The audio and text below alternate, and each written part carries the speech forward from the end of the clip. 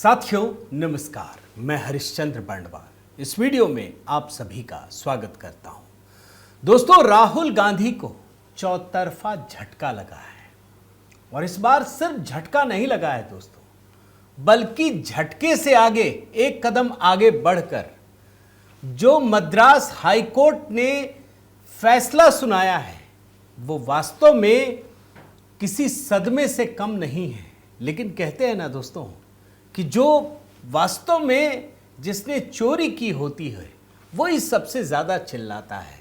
कभी आपने देखा है, कभी कभी बाज़ार में ऐसा होता है कि अगर किसी ने कुछ चुरा लिया, कोई अगर बोल रहा होता है कि भाई मेरा ये सामान चोरी हो गया, तो जो चुराता है ना वही सबसे ज़्यादा चीखता है, वो भी दूर से चीखता है, चोर चोर पकड़ो पकड़ो। भारत की राजनीति में दोस्तों कुछ ऐसा ही हाल है। वोट चोरी का मुद्दा आप लगातार सुन रहे हैं, कल भी आपने सुना, परसों भी सुना, रोज रोज वोट चोर गद्दी छोड़, वोट चोरी का मामला। लेकिन क्या आप जानते हैं दोस्तों, इसी वोट चोरी के मामले में पहले बॉम्बे हाई कोर्ट, उसके बाद सुप्रीम कोर्ट में झटका लगा और जो ताजा मामला है, मद्रास हाई कोर्ट ने न सिर्फ सख्ती दिखाई बल्कि 1 लाख रुपए का जुर्माना ठोक दिया। और ये पूरा इकोसिस्टम दोस्तों इतना बेशरम है, इतना बेशरम है कि ये बात बताता नहीं है। मतलब बड़ी बड़ी अदालतों में इतना बड़ा झटका लग गया, किसी भी मेन स्ट्रीम मीडिया ने ये खबर नहीं दिखाई, बस राहुल गांधी का वही टेप रिकॉर्डर सुना देते हैं। और इसीलिए दोस्तों मैंने चौतरफा झटका कहा है। मैं 3 कोर्ट, जिसमें 2 हाई कोर्ट और 1 सुप्रीम कोर्ट, सबकी चीजें, सबके फैसले आपको दिखाता हूं। और जो ताजा तरीन मद्रास हाई कोर्ट का फैसला है, क्या कहा है, कितनी सख्ती दिखाई है और किस तरीके से राहुल गांधी के इकोसिस्टम को करारा तमाचा जड़ा है, ये मैं आपको दिखाने जा रहा हूं। मैं निवेदन करता हूं दोस्तों कि आप भी कमेंट करके बताइएगा। और आपसे एक सवाल पूछना चाहता हूं दोस्तों कि जिस तरीके से कोर्ट में मार खाने के बाद भी ये इकोसिस्टम और पूरा गिरोह फिर से वही बात कहता है, आखिर इसका इलाज क्या है, क्या होना चाहिए आपकी नज़र में? मैं आपके कमेंट की प्रतीक्षा करता हूं दोस्तों। और साथ ही आपसे निवेदन भी है कि देखिए, HB मेलोडी पर 50,000 सब्सक्राइबर भी हो गए दोस्तों। जो बिहार वाला गीत हमने अपलोड किया है उस पर आप लोगों की भावनाएं सिर आँखों पर, मैं प्रणाम करता हूं। और जिन लोगों ने भी नहीं देखा है, ज़रूर अपने बिहार में जितने भी परिचित हैं, दोस्त हैं, मित्र हैं, सगे संबंधी हैं, वहाँ तक ये गीत ज़रूर पहुँचाइएगा। बोलिएगा कि सुने, सुनाएं और बताएं। इस सियासी खेल को हमने गीतों के ज़रिए पिरोने की कोशिश की है। आइए शुरू करते हैं दोस्तों। क्या आपने इस खबर को कहीं देखा मेन स्ट्रीम मीडिया में? क्या किसी डिबेट शो में आपने देखा दोस्तों? इस खबर को बड़े ध्यान से देखिए। Madras high court junks plea on voter list manipulation imposes ₹1 lakh fine.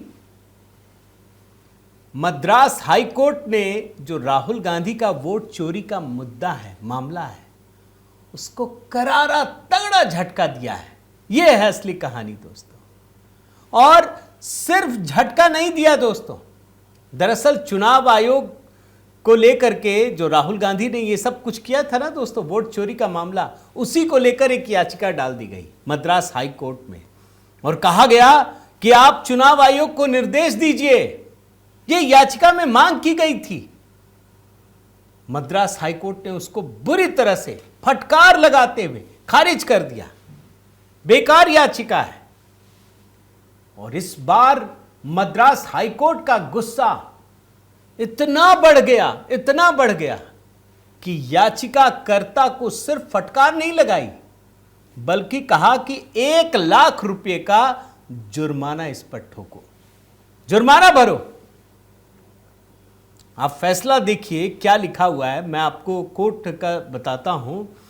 Writ petition is misconceived and accordingly dismissed with costs quantified at ₹1 lakh payable to the Tamil Nadu state legal services authority within 1 month.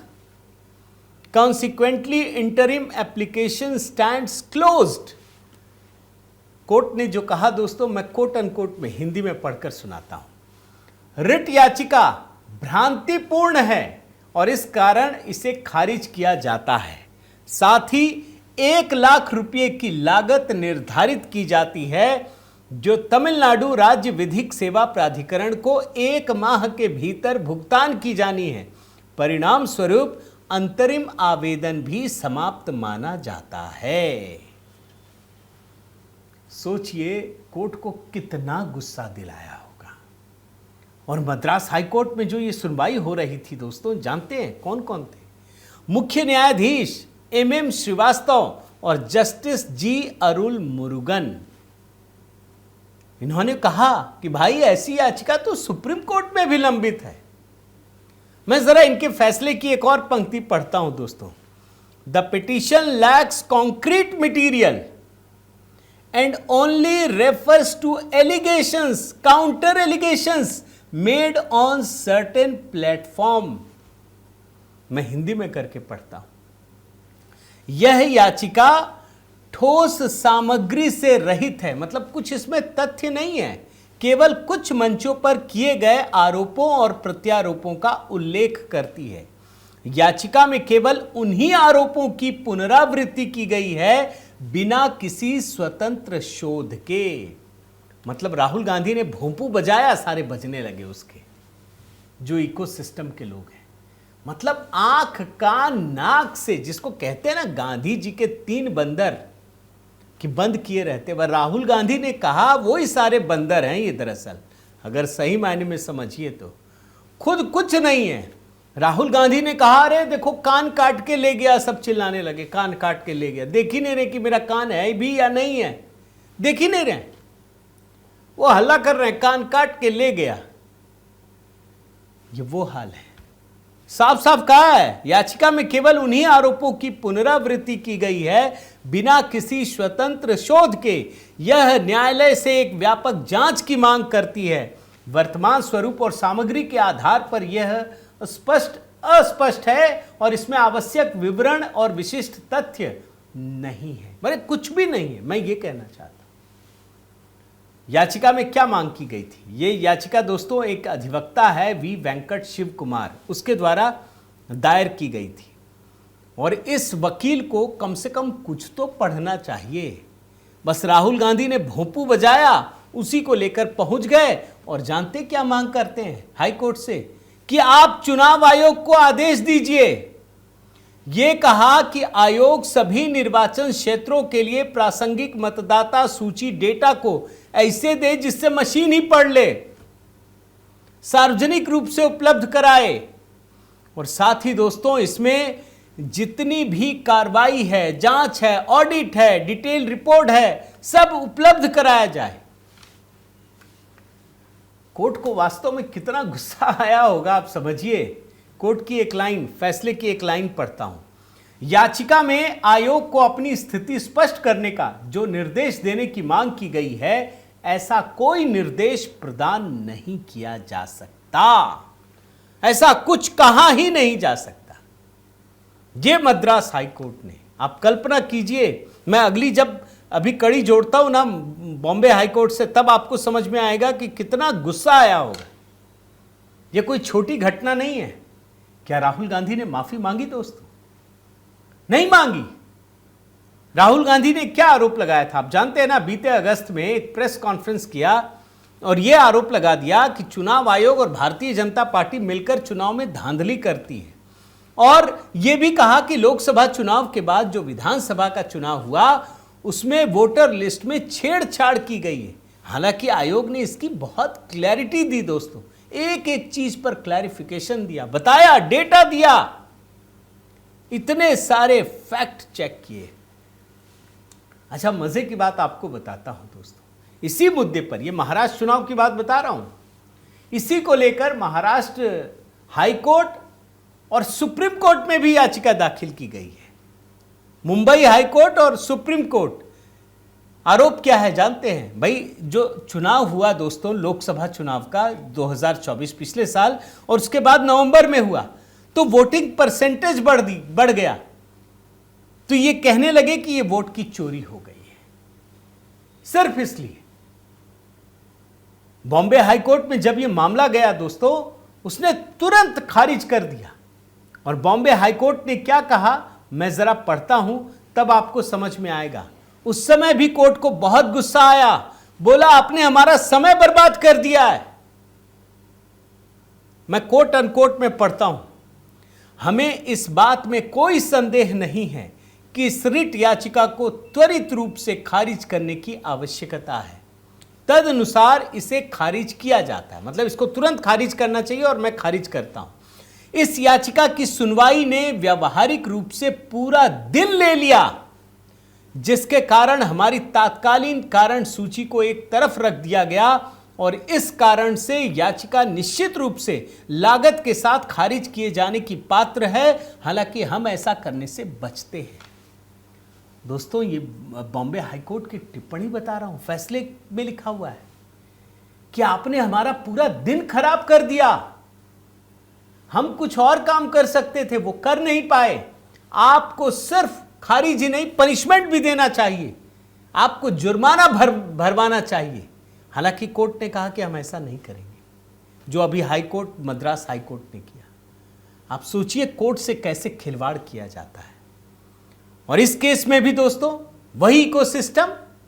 इस समय चंद्रकांत अहीरे, चेतन चंद्रकांत अहीरे नाम का व्यक्ति था और उसने यह आरोप लगाया था कि 20 नवंबर को जो विधानसभा चुनाव हुआ उसमें 6 बजे के बाद असामान्य रूप से वोट बढ़ गए, इसलिए गड़बड़ी हुई। कहने लगा 6 बजे के बाद 75 लाख से अधिक वोट डाले गए, इसलिए सब खारिज कर दीजिए। सभी विधानसभा सीट की गिनती, ये वो चुनाव सब खारिज कर दीजिए। हाई कोर्ट ने इस पर भी सख्त नाराजगी जाहिर की थी और क्या कहा था, जरा मैं उसका भी कोट अनकोट में पढ़ता हूं। दोस्तों, ये बात याद रखिए, जो भी कहानी बता रहा हूं ना, ये पूरा का पूरा कंफ्यूजन, भ्रम राहुल गांधी द्वारा पैदा किया हुआ है। लोकसभा चुनाव में कैसे सब मतदाताओं को भ्रमित करने की कोशिश की, डराया गया कि संविधान खतरे में है, ये संविधान खत्म कर देंगे, वो कर देंगे। कुछ लोग उस बहकावे में आ भी गए, आज भी कर रहे हैं। कोर्ट ने अपने आदेश में क्या कहा, बॉम्बे हाई कोर्ट ने, मैं जरा पढ़ता हूं दोस्तों, कोट एंड कोट में, याचिकाकर्ता पूरी तरह से एक तीसरे पक्ष द्वारा प्राप्त आरटीआई उत्तर और अटकलों पर आधारित समाचार रिपोर्टों पर निर्भर करता है। मतलब जो दूसरे से मिला, जो किसी ने कुछ कह दिया, बस समाचार उसी को उठा के रख दिया। इसके आगे कोर्ट कहता है, इसके अतिरिक्त कोई भी सामग्री प्रस्तुत नहीं की गई है। प्रामाणिकता की तो बात ही दूर है। हमें आश्चर्य है कि याचिकाकर्ता किस आधार पर राज्य के पूरे चुनाव को चुनौती देने वाले इतने व्यापक राहत की मांग का अधिकार जताता है। मतलब तुम्हारा लोकस स्टैंड ही क्या है? सिर्फ एक आदमी ने बोल दिया जो दिन भर झूठ बोलता रहता है। आज अगर राहुल गांधी के झूठ की गिनती करें ना दोस्तों, तो सैकड़ों गिनती। जैसे वहां डोनाल्ड ट्रंप झूठ बोलते हैं ना, वैसे ही राहुल गांधी यहां झूठ बोलते हैं, हर बात पर झूठ। अब ये कोर्ट में जो आपको बोल रहा हूं ना, ये सब कुछ वहीं से जुड़ा है। लेकिन आजकल राहुल गांधी होशियार है, वो खुद नहीं जाते। मैं जरा आपको इसमें बताता हूं, चुनाव आयोग की ओर से सीनियर एडवोकेट आशुतोष कुंभकोनी क्या कहा। याचिकाकर्ता के पास राज्य भर के परिणामों को चुनौती देने का कोई अधिकार नहीं है। भाई, कोई विजयी उम्मीदवार को पार्टी भी नहीं बनाया, जो जीत गया उसके खिलाफ बोलिए कि हाँ ये गलत जीता, कुछ नहीं। आगे वो कहते हैं, जो एडवोकेट हैं केंद्र सरकार के, उदय वरुणजिकर, मैं पढ़ता हूं, यदि किसी को चुनाव प्रक्रिया में आपत्ति है तो representation of the people act के तहत चुनाव याचिका दाखिल करनी होती है और यह परिणाम के 45 दिनों के भीतर होता है। जो याचिका करता है ना, वो गया नहीं, जो संविधान सम्मत अधिकार है वहां पहुंचा ही नहीं। दोस्तों, इसमें कहा गया है, अहीरे ने एक रिट याचिका दाखिल की है, वो भी तय समय सीमा के बाहर है। इसी पर कोर्ट ने संविधान के अनुच्छेद 329 का उल्लेख करते हुए कहा कि चुनाव संबंधी विवाद केवल याचिकाओं के माध्यम से ही चुनौती दिए जा सकते हैं, न कि रिट के द्वारा। और आखिर में हाईकोर्ट ने साफ साफ कहा कि जो मांगी गई राहत है वो तो बहुत दूर की कौड़ी है, इसमें कोई तथ्यात्मक या कानूनी आधार ही नहीं है, इसलिए याचिका बेकार है। और उस समय भी हाईकोर्ट को बहुत गुस्सा आया दोस्तों। उसने कहा कि तुमको पनिशमेंट देना चाहिए, लेकिन मैं नहीं दे रहा, जो इस बार मद्रास हाईकोर्ट ने दिया है, जो लेटेस्ट मामला है। लेकिन आप जानकर आश्चर्य से भर जाएंगे दोस्तों कि बॉम्बे हाईकोर्ट में इतना सब कुछ सुनने के बाद भी ये लोग सुप्रीम कोर्ट पहुंच गए। सुप्रीम कोर्ट में मामला आया 19 अगस्त 2025, इसी पिछले महीने की बात बता रहा हूं। सुप्रीम कोर्ट ने सुनने से ही मना कर दिया, डिसमिस कर दिया, कुछ नहीं सुना सुप्रीम कोर्ट ने। यानी पहले बॉम्बे हाई कोर्ट, फिर सुप्रीम कोर्ट और फिर मद्रास हाई कोर्ट, तीनों जगह मार पड़ी है। लेकिन क्या हुआ?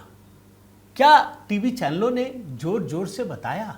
नहीं बताया। और आप देखिए दोस्तों, पिछले 2 दिनों से राहुल गांधी रायबरेली में हैं, फिर वही बात बोल रहे हैं, वोट चोरी।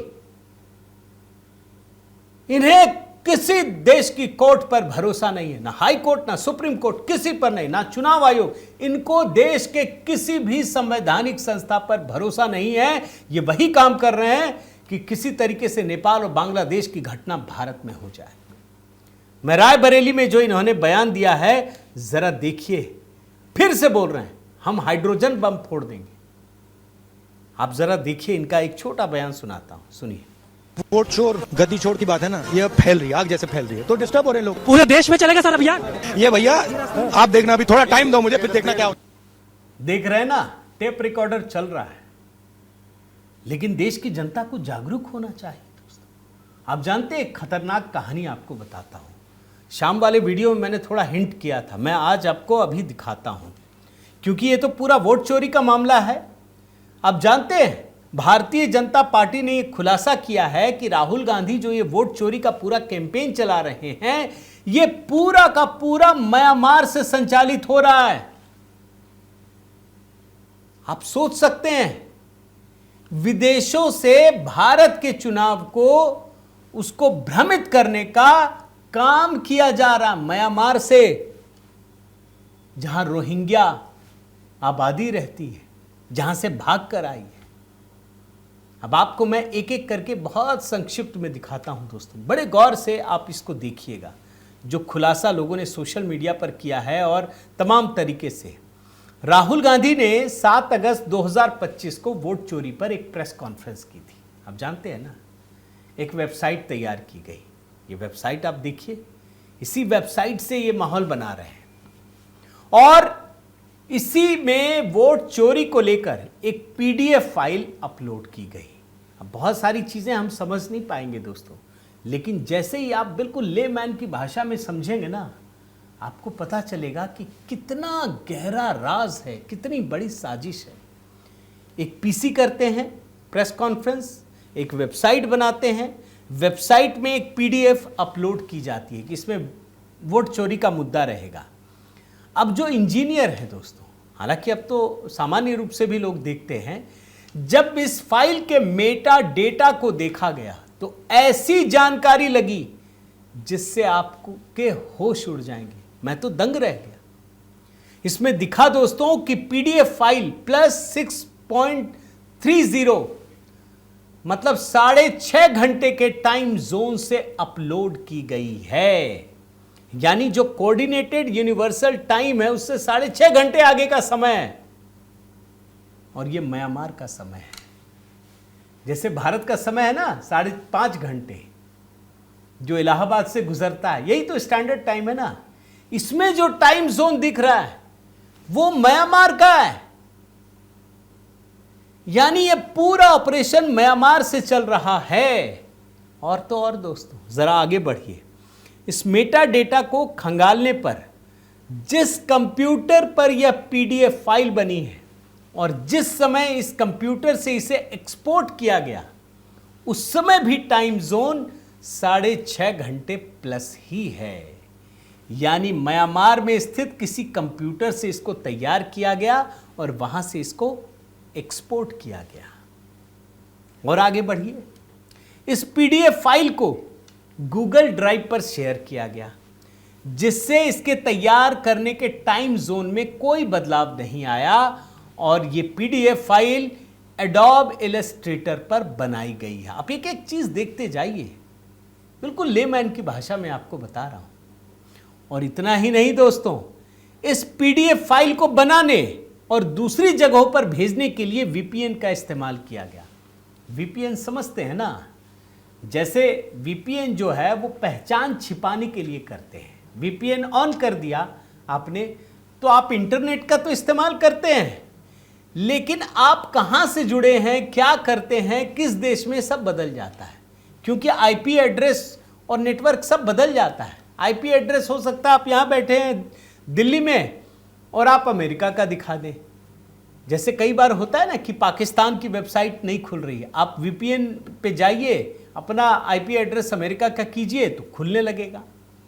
तो इस डेटा को अपलोड करने के लिए वीपीएन का इस्तेमाल किया गया, जो इन जानकारियों को छिपा देता है, एक नया आईपी एड्रेस देता है, जिससे आप वर्चुअली लगते हैं कि आप किसी और देश से जुड़े हुए हैं।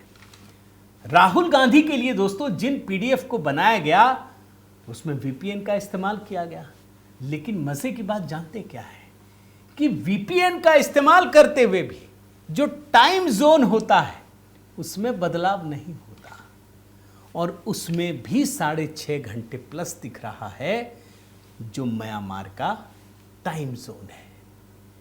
ये बात सामने आई है। ये तो बल्कि मैं आपको कहूं, ये सोशल मीडिया पर भी लोगों ने इसको बताया, दिखाया, एक एक चीज। और बाद में भारतीय जनता पार्टी ने भी दोस्तों इस तथ्य के सही होने की पुष्टि की, ये बताया कि इसमें इंटरनेशनल टूल किट काम कर रहा है।